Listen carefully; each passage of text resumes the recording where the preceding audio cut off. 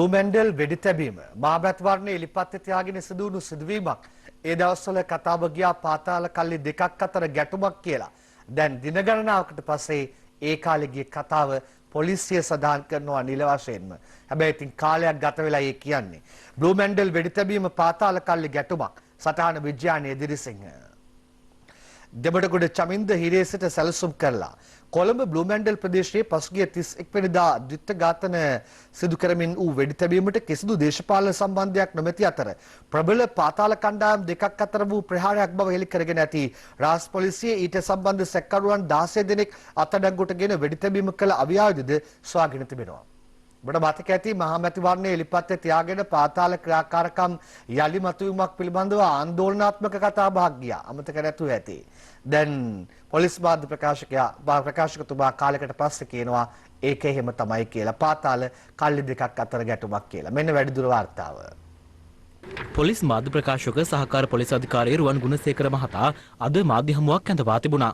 ඒ blue මැන්ඩල් වෙඩි තැබීමේ සිද්ධියේ පරීක්ෂණ කටයුතුවල ප්‍රගතිය මාධ්‍ය වෙත හෙළි කිරීම සඳහායි. මේ වෙද්දී බ්ලූ මැන්ඩල් සිද්ධියට අදාළව සැකකරුවන් 16 දෙනෙක් අත්අඩංගුවට අරන් තිබෙනවා. වෙඩි තබන ලද ප්‍රධාන සැකකරුවන් කීප දෙනාද ඇතුළුව. මේ අපරාධකරුවන් දෙපිරිසක් අතර ඇති වූ සිද්ධියක්. මේ කණ්ඩායම් දෙකෙන් එක කණ්ඩායමක් මෙහෙවන්නේ දෙමටගොඩ චමින්ද කියන පුද්ගලයාත් ඔහුගේ සහෝදරයා වන දෙමටගොඩ රුවන් කියන පුද්ගලයාත්. මේ දෙමටගොඩ චමින්ද කණ්ඩායමේ පිරිසක් තමයි මේ කාර් රථයෙන් පැමිණ එදින වෙඩි තැබීම සිදු කළේ. වෙඩි තැබීම සිදු කිරීමේදී ආමි සම්පත් සහ සංක කියන දෙදෙනා තමයි මොවුන්ගේ ඉලක්කය වුණේ. දෙමටගොඩ චමින්ද කියන සැකකරු තමයි බන්ධනාගාරයේ සිටිමින් මේ වෙඩි තැබීමේ සිද්ධිය මෙහෙවනු ලැබුවේ. වෙඩි තැබීමේ සිද්ධියට ඍජුවම සම්බන්ධ සැකකරුවන් සිව් දෙනාම මේ වන විට පසුවන්නේ පොලිස් අත්අඩංගුවේ. වෙඩි තැබීමට පැමිණි කාර් රථයේ රියදුරු සමීර රසාංග ගුණසේකර හෙවත් සුදු ගෙන් කරන ලද ප්‍රශ්න කිරීම වලදී සංගවා තබන ලද මෙම T56 අවියෙන් තමයි දැනට සැක කරනු ලබන්නේ. එදින වෙඩි තැබීම සඳහා පාවිච්චි කරන ලද එක අවියක් මේක. එම කාර් රථයේ පැමිණියා තව 3 දෙනෙක්. ඒ 3 දෙනාත් අත්අඩංගුවට ගැනීමට අපරාධ පරීක්ෂණ දෙපාර්තමේන්තුවේ නිලධාරීන්ට හැකි වුණා. එක් අයෙක් තමයි වීරක්කොඩි රාළලාගේ ජූඩ් ප්‍රියන්ත ෆ්‍රැන්සිස් හෙවත් ජූඩා. ඔහු අත්අඩංගුවට ගැනීමට හැකි වුණේ දැනට දින කිහිපයකට පෙර කොල්ලුපිටිය රේස් බයි රේස් තුලදී. වෙඩි තබන ලද දෙවෙනි සැකකරුවන්නේ කළුතර විතානගේ සිරිවර්ධන හෙවත් ආබ්දීන් ජගත්. තුන්වන සැකකරු හේරත් මුදියන්සේලාගේ නුවන් මිහිරක බණ්ඩාර කුලරත්න නැමැති පුද්ගලයා. ඔහු නේවි නුවන් යන අන්වර්ථ නාමයෙන් හඳුන්වනවා. මෙම මැතිවරණ ප්‍රචාරක කටයුතු සඳහා ආමි සම්පත් සහ සංක යන පාතාල සමාජිකින් එක්ව සිටියේද යන්න මාධ්‍යවේදියෙකු සහකාර පොලිස් අධිකාරිවරයාගෙන් විමසා සිටියා. එතන හිටපු පුද්ගලයෝ අධිකරණ ඉදිරියේ මරණ පරීක්ෂණයේදී සාක්ෂි දුන්නා. යම් යම් ප්‍රකාශ වලින් කියවිලා තිබෙනවා ඔය ආමි සම්පත් සහ සංක කියන දෙදෙනා එතන හිටපු බව. ආමි සම්පත් යන පුද්ගලයා ලංකාවට ඇවිල්ලා තියෙන ව්‍යාජ විදේශ ගමන් බලපත්‍රයකින්. ඒක වරදක්. ඒ වරදට ඔහු අත්අඩංගුවට ගැනීමට අවශ්‍යයි. ඊළඟට බුද්ධ්‍යංශ ගැන කතා දෙකක් දෙවයින පත්තරේ එක ළඟ පෙළ ගැස්සනවා. මාත් එක ළඟ මේ කතා දෙක ඔබට කියන්නම්. රහසිගත මෙහෙයුම් ප්‍රසිද්ධ කර බුද්ධ්‍යංශ පාවා නොදෙන්න රාජ් පොලිසියෙන් ඉල්ලීමක් හේමන්ත රන්දුනු ලියන්නේ. යුද හමුදා බුද්ධ්‍යංශයේ කීර්තිමත් දක්ෂ නිලධාරීන් විසින් කොටි ත්‍රස්තවාදීන්ට එරෙහිව ක්‍රියාත්මක කළ රහසිගත මෙහෙයුම් පිළිබඳ තොරතුරු මාධ්‍ය ඔස්සේ ප්‍රසිද්ධ කර එම බුද්ධ්‍යංශ නිලධාරීන් පාවා නොදෙන ලෙස අපරාධ පරීක්ෂණ දෙපාර්තමේන්තුව ඉල්ලා සිටිනවා. යුද හමුදා බුද්ධ්‍යංශයේ සිටින විවිධ අපරාධවලට සම්බන්ධ දූෂිත නිලධාරීන් කිහිප දෙනෙකු ආරක්ෂා කිරීම සඳහා සමස්ත බුද්ධ්‍යංශයෙන් මෙසේ පාවා දීමට ලක් කිරීම ඉතාම ඛේදනීය තත්ත්වයක් බවයි එම දෙපාර්තමේන්තුව සඳහන් කරලා තියෙන්නේ. එහෙම සඳහන් කරනවා කියලායි පත්තරේ වාර්තා කරන්නේ. සීමාව ඉක්ම වූ CID විමර්ශන නිසා බුද්ධි මෙහෙයුම් අඩාල වේ. සමන් ගමගේගේ වාර්තාවක්.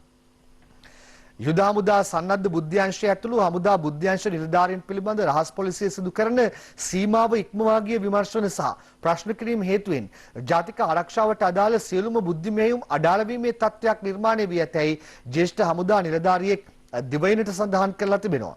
මේ තත්ත්වය හමුවේ බුද්ධි නිලධාරීන් තුල අවිනිශ්චිත බවක් ඇති වී තිබීම මීට හේතු වී ඇති බවයි කියන්නේ. අතරම දැන් ඒ පිළිබඳවත් හිතන්නට ඕනේ නේද? කීර්තිමත් වැඩ කටයුතු කරන බුද්ධ්‍යංශ නිලධාරීන් පිළිබඳවත් හිතන්නට ඕනේ ඔවුන් තුල අවිනිශ්චිත භාවයක් එන දෙන්න නරකයි. එතකොට රාශිගත මෙහෙයුම් ප්‍රසිද්ධ කර බුද්ධ්‍යංශය පාවා නොදෙන්න කියලා තවත් පැත්තකින් ඉල්ලීමක් කරනවා. හිතන්න ඕනි කාරණා කීපයක් එක ළඟට පෙළගස්සලා තියෙන්නේ. ඒ අතර වෙනම කතාවක්.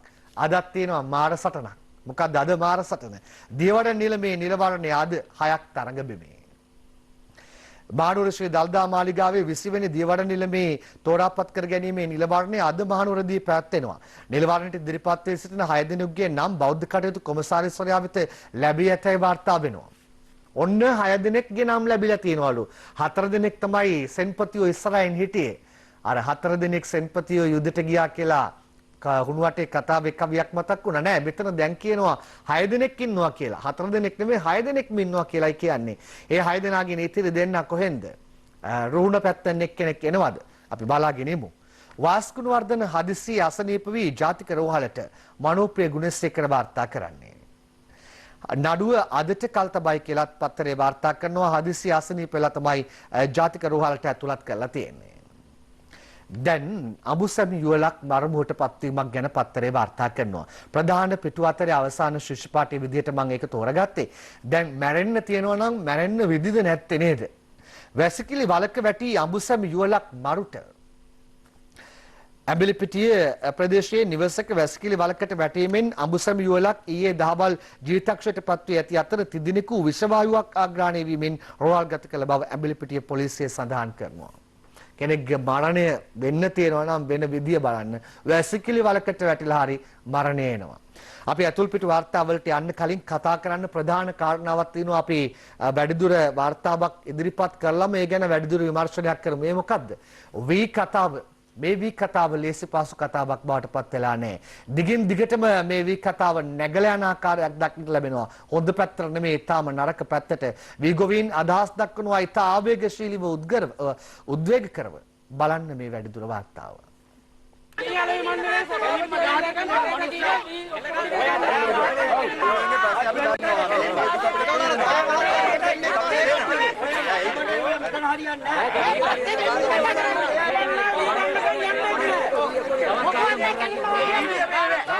මේ අම්පාර උහන මධ්‍යම කඳවුර ප්‍රධාන මාර්ගයේ වීරගොඩ පොලාසල රැඳී සිටි වීගෝවින් පිරිසක් සහ වී මිලදී ගැනීම සම්බන්ධයෙන් සොයා බැලීම සඳහා පැමිණි ප්‍රාදේශීය බලධාරියෙකුගේ නියෝජිතයෙකු අතර හටගත් බහින් බස්වීමක්. මෙම ගොවීන් පසුගිය සෙනසුරාදා සිට අම්පාර වීරගොඩ වී අලුවි මණ්ඩලයේ ගබඩා පරිශ්‍රයේ රැඳී සිටින්නේ සිය වී අස්වනු අලෙවි කිරීමේ අරමුණින්.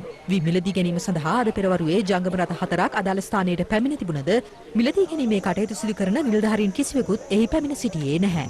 එම තත්ත්වය හමුවේ උරුණ වූ ගොවීන් අද පෙරවරු 11ට පමණ වීරගොඩ සතිපොළ හන්දිය හරස් කරමින් උහන මධ්‍යම කඳවුර ප්‍රධාන මාර්ගයේ විරෝධතාවක නිරත වුණා. මේ අද මේ වෙනකොටත් වහින්න එනවා. මේ මිනිස්සු මේ වී ටික දෙමුණාම මොකද කරන්නේ? මුළු අවුරුද්දම බඩගින්න ඉන්නවා. මේ වෙනකල් වී ටික ගන්නෙ නැහැ. දැන් ටැංකි 4ක් එවලා තිනවා. බලධාරී කවුරුත් ඇවිල්ලා නැහැ. දැන් වැහි වලාකුළු හැමතැනින්ම කරකිනවා. දැන් සතියක් වෙනවා මෙතෙන්ට ඇවිල්ලා. තා වෙන්නත්තුරු මේ කිරන්න බලධාරී එන්නේ නැහැ. දැන්ට වී ලෝඩ් 250ක් 300ක් විතර ගබඩා ඇතුලේ තියෙනවා. දැන් බදාදා පොලේ අරින්ට ක්‍රමයක් නැහැ. මොකද වී සම්පූර්ණ ගබඩා කරලා තියෙන්නේ. අප වාර්තාකරු පැවසුවේ අද දිනේ වී මිලදී ගැනීමේ කටයුතු ආරම්භ වූයේ පස්වරු 3ක් පසු වී බවයි. මේ පොළොන්නරුව ලංකාපුර ප්‍රාදේශීය ලේකම් කොට්ටාසයේ අබේපුර පිහිටි වී අලෙවි මණ්ඩලයට අයත් රජයේ ගබඩාවට පැමිණි වී ගොවීන් පිරිසක්. අද පෙරවරුවේ සිට ඔවුන් මෙම ස්ථානයේ රැඳී සිටියත් වී මිලදී ගැනීමේ කටයුතු ආරම්භ වී තිබුණේ අද පස්වරු 1ට පමණ. සන්ධ්‍යා කාලයේ පවතින වර්ෂාපතනයත් සමග ගබඩා වෙත රැගෙන එන වී තොග වර්ෂාවෙන් ආරක්ෂා කර ගැනීම පිළිබඳ ගැටලු වලටද ගොවීන් මේ වන විට මුහුණ දෙමින් සිටිනවා. වී කිලෝ 2000ක් දානවා කියලා කියන්නේ ඇවිල්ලා පොඩි මුදලක් රුපියල් 90000යි හම්බ වෙන්නේ. ඒ 90000 මුදලක් දාගන්න මෙතෙන්ට ආවම මේ ස්ටෝස් එකට බාන්නකො මේ ඉන්න සෙනඟ පිරීලා ඉන්න තරම මේ ඔක්කොම මේක දාගන්න මාර වහක් කරනවා. අස්සන්නන් නෙලාගෙන මෙතෙන්ට ගේන්නේ මේ වී ටික මෙතෙන්ට දාන්න රජයට වී ටිකක් ගන්න හින්දානේ. ඔය ටික ගෙනල්ලා අපි රජයට දෙන්න බැරුණොත් අපේ තියෙන ලේ ටිකක් පිච්චෙනවා. ඊළඟ කන්නේ අපිට ගොවිතැනවත් කරගන්න බැරි වෙනවා. ඒකට සරයක් මේ කිලෝ 2000ක් දෙන්න පුදුම දුකක් විඳින්නේ. ඇත්තෙන්ම මෙතන ඉන්නවනම් පුදුම මරාණ ඛණ්ඩ හිතෙනවා අපිට මේ නිල්ලධාරි වෙලාවකට. අප කාමරවල ඉඳගෙන හොඳට පඩි අරගෙන ඕටි මට ඔක්කොම ගහගෙන හොඳට කාලා බීලා ඉන්නවා. අපිට කන්න තියෙන වහ. වී අලෙවි මණ්ඩලයට අයත් ගබඩාව මේ වන විට පිරී ඇති බැවින් වී ගබඩා කිරීම සඳහා එම පරිශ්‍රයේම පිහිටි සමුපකාරයට අයත් වී ගබඩාවේ ඉඩ පහසුකම් තිබියදී එහි ඉඩ ලබා නොදීම ගැටලු සහගත බවද ගොවීන් පෙන්වා දෙනවා. මේ අතර ගිරිතලයේ ඇතුළු ප්‍රදේශවල ගොවි ජනතාව දුෂ්කරතාවට පත්ව සිටින්නේ සිය වගාවන් වැසි ජලයට හසු වීම හේතුවෙන්. තවමත් නිසි ක්‍රමවේදයක් සකස් වී නොමැති වී අලෙවි කිරීමේ ගැටලුව ඉදිරි කාලයේදී තවත් උග්‍ර වනු ඇති බවට ගොවීන් අනාවැකි පළ කරන්නේ මින්නේරිය, හිඟුරක්ගොඩ, මැදිරිගිරිය ආදී ප්‍රදේශවල වී අසුණු නෙලීම තවමත් ආරම්භ වී නොතිබීම හේතුවෙන්.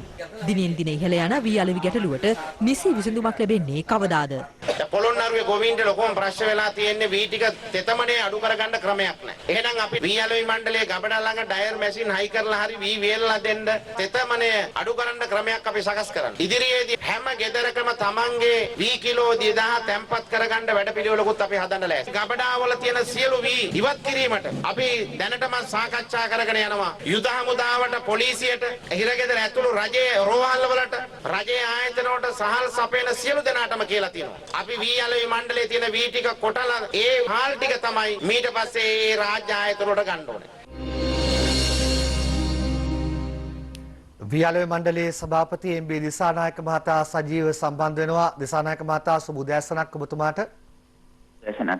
මේ කාලය මට සීමා සහිතයි. ඒ නිසා සියල්ල එකතු කරලා එක ප්‍රශ්නයක් අහන්නම්. ඇයි මෙහෙම වෙන්නේ? දිගින් දිගටම මේ අසාර්ථක වීම ක්‍රියාත්මක වීම පවතිනවා. නිලධාරීන් මාධ්‍ය ඉදිරියට ඇවිල්ලා මොන කතා කිව්වත් වී ගොවීන් දිගින් දිගටම අසරණ වෙමින් පවතිනවා. මේ වී ටික ගබඩාවට ලබා දීම මාර වහක් වෙලා තියෙනවා කියලා ඔවුන් කියනවා. එක පැත්තකින් කියනවා නිලධාරීන් මරාගෙන කන්න හිතන තරමට ඇවිල්ලා කියලා. ඇයි මේ ඔබතුමාලාගේ අසාර්ථක වීම තාම නැවතිලා නැත්තේ? ඇත්තම මේක අසාර්ථක වීමක් කියලා අපි අදටත් පිළිගන්නේ නැහැ. මොකද මේක යථාර්ථය තේරුම් ගන්නට ඕනේ. මේ වෙනකොට යල්කන්නේ වී අපි මෙට්‍රික් ටොන් 1,00,000 පන්නලා 1,02,000ක් අරන් තියෙනවා. මේ ඉතා සුළු කාලයක් ඇතුළතදී මිලියන 7,000ක් අද වෙනකොට රජය වියදම් කරලා තියෙනවා මේ මිලි දෙක ගැනීම සඳහා. ඉතින් මේක ඉතාමත්ම සංකීර්ණ ක්‍රියාවලියක්. අපි ඔය තියෙන පෙන්නපු ස්ථාන කීපයක් තමයි මේ තදබදය පෙන්වන්නේ. අපි කියන්නේ නැහැ තදබදයක් නැහැයි කියලා. හැබැයි මේ සෑම අවස්ථාවකටම අපි ගිහිල්ලා ජංගම රථ යොදවලා මෙවුවා ඔය අම්පාරේ තිබුණු දිග පෝලිං අපි එතෙන්ටම ගිහිල්ලා ගරු දයාගම කැමතුමා මාත් ගිහිල්ලා දවස් දෙකක් තිබිච්ච පෝලිං නතර කරා. අතිරේක ගරු අග්‍රාමාත්‍යතුමා අපට උපදෙස් දුන්නා අතිරේක නිලධාරීන් යොදවන්න කියලා. අතිරේක නිලධාරීන් යොදවලා කරනවා. මේක ඉතා සංකීර්ණ ක්‍රියාවලියක්. ඉතින් ඇයි සංකීර්ණ ක්‍රියාවලිය පිළිබඳව වේලාසනින් අවබෝධයක් තිබුණේ නැද්ද? පෙර සූදානමක් තිබුණේ නැද්ද මේක සංකීර්ණයි කියලා? නෑ සංකීර්ණ කියන්නේ දැන් මේ මොන තත්ත්වයේ යටතේ හරි මේ ගබඩාවකට එන වී ගන්න නිකාම් අරගෙන කොට ගැහිමක් නෙමෙයි කරන්නේ. එතකොට මේක මේ පරීක්ෂා කරන්නට ඕනේ, ප්‍රමිතිය බලන්නට ඕනේ. එහෙම නැත්නම් බොල්වි ප්‍රමිතියෙන් තොර වී මේකට එනවා. අතරමැදියන්ගේ වී එනවා. ඉතින් මේ නිසා ලොකු විධිමත් ක්‍රියාවලියක් තුල ගන්නකොට 1,00,000 මේක අසාර්ථකයි කියන 1,02,000ක මෙට්‍රික් ටොන් මේ සති 3ක් ඇතුළත කාලේ ගත්තා කියන්නේ ඉතා විශාල ජයග්‍රහණයක්. අපි අඩුපාඩු නැහැයි කියන්නේ. මේ අඩුපාඩු ඉස්සරහට නිවැරදි අතිරේක නිලධාරීන් යොදනවා. දැන් කරුමැතිතුමාත් කිව්වා අපි ක්‍රමවේද දැන් සාකච්ඡා කරගෙන යනවා. දැන් සාකච්ඡා කරන්නේ සභාපතිතුමා ක්‍රමවේද දැන් සාකච්ඡා කරන්නේ. සාකච්ඡා කරලා ගියවර මේට කලින් 2010 තමයි මේ වැඩිම අස්වැන්නක් අරගෙන තියෙන්නේ. ඒකත් මිලියන 3,000යි. මේ සැරේ මිලියන 7,000යි. ඉතින් අපි මේ සැරේ වෙනස වලට වඩා ඉතාමත්ම විධිමත් ක්‍රියාවලින් රසක් මේ ක්‍රියාත්මක කරලා ගොවීන් දන්නවා. මොකද ගොවීන්ගේ වී තමයි මේ සැරේ විශාල වශයෙන් වෙන තැන්වල අතරමැදියන්ගේ වී ආවා. වෙනත් අතරමැදියෝ සම්බන්ධ වුණා. අපි කියන්නේ අඩුපාඩු නැහැ කියලා. හැබැයි අඩුපාඩු විශාල වශයෙන් මේ සැරේ අපි අඩු කරගෙන තියෙනවා. ඉදිරියට මම හිතන්නේ ගරු එතුමාත් අපි සම්බන්ධලා ගරු එතුමා මේ සංඝ විශේෂ අවධානය යොමු කරනවා. අපි මේ තියෙන අඩුපාඩු සියල්ල ඊළඟ සැරේක නතර කිරීම සඳහා කටයුතු කරනවා. බොහොම ස්තුතියි වී අලෙවි මණ්ඩලයේ සභාපති එම්.බී. දිසානායක මහතායි අප සජීව සම්බන්ධ කරගත්තේ. අපිත් බලාපොරොත්තු වෙනවා ගරු සභාපතිතුමනි ඉතාම ඉක්මනින් මේ තියෙන තත්ත්වය වෙනස් කරන්නට පියවර ගනී කියලා. ඒ ඉතාම ඉක්මන මීට කලින් එන්න තිබුණේ තාමත් ආපු පාටක් පේන්නේ නැහැ. තාමත් දුෂ්කරතාවයටපත් වුණු ගොවීන් රැසක් සිටින ආකාරයක් දක්නට ලැබෙන්නේ. නිලධාරීන් පිළිබඳව අවනඩුවක් ඔවුන් ඉදිරිපත් කරනවා. ඔවුන් කියනවා මේක මාර වහක් වෙලා තියෙනවා කියලා. ඒක අවසන් කරනු ඇතයි අපි බලාපොරොත්තු වෙලා කෙටි විරාමයක් ගන්නවා.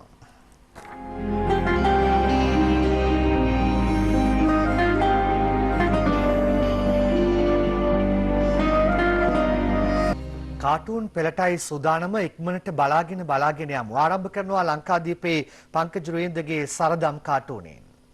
දේශපාලකතුමා කියනවා ජාතික ආණ්ඩුවක් කියන්නේ හයිවේ එකක යන හයිබ්‍රිඩ් කාර් එකක් වගේ කියලා.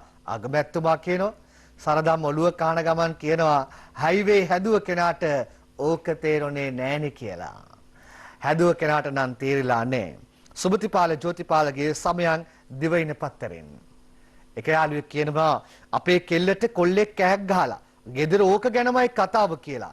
අනිත් යාළුවා කියනවා අපේ ගෙදරත් එහෙම තමයි බං.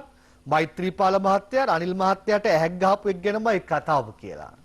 ගොක් තැන්වල ඒ කතාව තියෙනවා අර එජාප සමුළුවෙන් පස්සේ. මෙන්න සම්බන්ධයෙන් මොකද්ද මේ කරන්න හදන්නේ? ආසයි පියාඹන්න කියලා කියන්න සූදානම් වෙනවා. උදේ විමලසිරිගේ කාටුනේ මෙන්න. මේ බලන්න විපක්ෂ නායක කියන පියාසර ගැජට් එකත් අරගෙන කන්දක් මුදුනේ ඉඳන් ඈත බලලා ෆෙඩරල් රාජ්‍යයක පියාසර කරන්නට සම්බන්ධයෙන් දරන ප්‍රයත්නයයි ඔබ මේ දකින්නේ. පියාසර කරයිද මොනවා වේද අපි බලාගෙන ඉමු. තිස්සේවා විස්සගේ hina වැස්ස තෝරා ගන්නවා ලංකාදීප පත්තරෙන්. මෙන්න දේශපාලකතුමා ඇවිල්ලා සභාව අමතනවා තිස්සංකල් ඉස්සරහින් ඉන්නවා. දේශපාලකතුමා කියනවා සහෝදරවරණේ ජල කළමනාකරණ නියෝජ්‍ය ඇමතිකමක්වත් අද මට ලැබුණොත් දිය සංරක්ෂණ වැඩපිළිවෙලක් විතරක් නෙවෙයි සුළු දිය සංරක්ෂණ වැඩපිළිවෙලකුත් මම ආරම්භනවා කියලායි ඔහු කියන්නේ. ඊළඟට කවියක් තලන්ගේ අනේද කියන්නේ ලංකාදීපෙන්. වීගෙන මිලට රුපියල් 50කට අඩු වෙළඳුන් මෝල්ලුන් හංගා තබන බඩු අල්ලා නීති පනවා හෝ කඩන අඬු පැවරිය යුතු ඇත අධිකරණයේ නඩු. වී ගැන අපි දැන් කතා කළා විතරයි. මේ වී ගැන තවත් අපූර්ව කාටුන් එකක් තියෙනවා අද පත්තරයේ අවන්ත ආටිකලගෙන්. මේ වී විතරක් නෙමෙයි බලන්න වී ගොවියා එනවා. තේ ගොවියා එනවා. රබර් ගොවියා එනවා. විකුණ ගන්න බැරුව එද්දී අර බලන්න මේ කඳ ළඟ පොඩි ඉරිතැලියමකුත් තියෙනවා. අපේ රටේ දේශපාලකයා මොනවද කරන්නේ අර බලන්න. ජාතික ආණ්ඩුව කියන බඩ වඩාගෙනයි තියෙන්නේ. ඒක කමිස ඔසවලා පෙන්නනවා ජාතික ආණ්ඩුව කියන වඩාගත්ත බඩ. අරක පේන්නේ නැද්ද දේශපාලඥයන්ට? ඊළඟට අපි බලමු මව්බිමේ අංජනේන්ද්‍රජිත්ගේ කාටුනේ මෙන්න. මේ බලන්න ජාතික ආණ්ඩුව කැබිනට් හැන්දෙන් බෙදලා ඉවරයි. අර බලන්න කැබිනට් එකේ ලොකු හැන්දෙන් බෙදලා ඉවරයි. ඊට පස්සේ හැන්ද දෙකක් අතේ තියාගෙන ජනාධිපතිතුමා බෙදන්න සෝදානම්. රාජ්‍ය සහ නියෝජ්‍ය ඇමතිකම් කියනවා. එන්නේ කියලා කට්ටියට කතා කරනවා. කී දෙනෙක් එතනට යයිද? හැබැයි කට්ටියට කතා කළා පත්වීම දීලා මෙන්න මෙහෙම දෙයක්ත් කියනවා කියලා දාස අපොලානගේ ස්වාරිස් කාටුනෙන් කියනවා. මෙන්න බලන්න පත්වීම දෙන්නේ. එන්නේ කවුද කියලා පේන්න නෑ හොඳ වෙලාවට මූණ හංගලා තියෙන්නේ. එන එක්කෙනාට කියනවා මෛත්‍රීපාල සිරිසේන ජනාධිපතිතුමා ඕම් එන ආත්මේ බල්ලන් කපුටන් වෙන්න නම් හිතන්න එපයි කියලා. කැබිනට් මණ්ඩලය යනකොට මොකද උනේ? අර ඔබ දන්නවා දෙන්නෙක් ඉන්නවා කිව්වා නින්ද නොයන ඩ්‍රයිවර්ස්ලා. අගමැතිතුමා කිව්වේ ඔහු සහ ජනාධිපතිතුමා ගැන. ආසංග ඉන්දුනිල්ගේ තිරස් රිවිර පත්තරෙන් මෙන්න. මේ මොකක්ද යන්නේ? කැබිනට් මණ්ඩලය කියන මහා බර වාහනයයි යන්නේ. යන ගමන් අගමැතිතුමා කියනවා මමත් මෛත්‍රියත් නින්ද යන ඩ්‍රයිවර්ස්ලා නෙවෙයි කියලා. ඒ අතරේ අර කැබිනට් මණ්ඩලය කියන බර වාහනයට යට වුණු අපේ රටේ අහිංසක ජනතාව කියනවා නින්ද ගියේ අපිට සෑර් කියලා. තුන්වංශල කවිය ලංකාදීපෙන්. මෙන්න පදපේලි 4. මෙත්පල් සිරිසේන ජනපති පුටුව බලා තරඟෙට ආවිටදි තනතුරු ඉවත හෙලා. දයාසිරි හිටන් කිය විහිළු කළා. එයත් අද ජනපතිගේ සෙල්ලම් ඇමති වෙලා. ඇමති දුවර ගනිද්දී හිටන් හිටපු ආකාරය දකින්න ඇති. ලංකාදීපේ තලංගම ජයසිංහගේ පලාමල්ල තාත්තයි පුතයි මහින්ද රාජපක්ෂ නාමල් රාජපක්ෂ සමගින් හිටපු ජනාධිපතිතුමා කියනවා මං වගේම නාමල් පුතත් ජනාධිපති වෙන්න හිතට ගන්න ඕනේ හොඳේ. අපොයි මට බෑ තාත්තේ. ඒ මොකද මයි පුතේ. එතකොට මං එනකොට තාත්තට පුටුවේ නැගිටින්න වෙනවනේ. කොහෙදද පුටුවේ නැගිට්ටේ කියලා මතක් කරගෙන අපි යනවා තලන්ගේ ඒතුමා කාටුනේ බලන්නට. මේ බලන්න ඒතුමා ඇවිල්ලා කියනවා එක්සත් ජනතා නිදහස් සන්ධානය කියන බැනර් එකෙන් විලිවසාගෙන ඉන්න උදේ ගම්මන්පිලටයි විමල් වීරවංශටයි බොලාගේ පක්ෂ නායකකම පාර්ලිමේන්තුව පිළිගන්නේ නැහැ නේද? විමල් කියනවා ඒක තමයි. මම ලක්ෂ 3කට වඩා මනාප ගත්තා. උදේ කියනවා ඇයි මමත් ලක්ෂ 2ක් ගත්තා කියද්දී ඒතුමා කියනවා ඇත්තද එහෙනම් දැන් බලපල්ලා බොලා ළඟ අමුඩෙවත් ඉතුරු වෙලා තියෙනවද කියලා. ඒක ඉතුරු වෙලා තියෙන පාටයි පේන්න තියෙන්නේ. මහින්ද රාජපක්ෂ මහත්තයා කරත් එක්ක යනවා නම් ඒක දක්කගෙන යන්නේ කවුද? ඒ ගැන මතක් කරද්දී මතක තියාගන්න අර නින්ද නොවන ඩ්‍රයිවර්ස්ලාගේ කතාවත්. බලන්න අවසන් කාටුනේ ලංකාදීපෙන් දාසගේ කාටුනේ. කරත් යන්නේ මහින්ද රාජපක්ෂ මහතා දක්කන් යන දෙන්න බලන්න කවුද කියලා. උදේ ගම්මන්පිලයි විමල් වීරවංශයි දෙන්නම එකතු වෙලා දක්කන් යන ගමන් කියනවා අයියා අපිත් නින්ද යන රියදුරන් නෙවෙයි කියලා. ආයියට ඉන්න දෙන්නේ නැති පාටයි පේන්න තියෙන්නේ. හමුවෙමු මේක පුදුම ලෝකයක් සමග.